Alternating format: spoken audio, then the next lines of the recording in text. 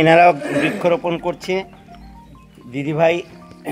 এনাদের উদ্যোগেও আর একটা একই প্রজাতির গাছ এখানে রোপণ হলো। তো আপনারা এই গাছ লাগিয়ে কতটা আনন্দ অনুভূতি পাচ্ছেন?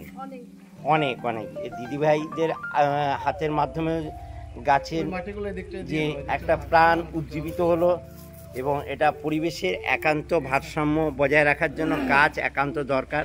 আসুন আজকের দিনে আমরা শপথ করি প্লাস্টিক বর্জন করব, তাই তো? বলুন প্লাস্টিক, জোরে বলুন প্লাস্টিক বর্জন করব। হ্যাঁ জোরে বলুন প্লাস্টিক বর্জন করব, গাছ লাগাবো। হ্যাঁ, একটা গাছ একটা প্রাণ সেটা নয়, এখন বলা হচ্ছে স্লোগানে একটা গাছ হাজার প্রাণ। আসুন আমরা গাছকে এবং পরিবেশের ভারসাম্য বজায় রাখি। হ্যাঁ, এটা আজকে আমাদের যে অনুষ্ঠানটা হলো অলকমিতা সারদা শিশু বিদ্যালয়ের উদ্যোগে। ধন্যবাদ সবাইকে।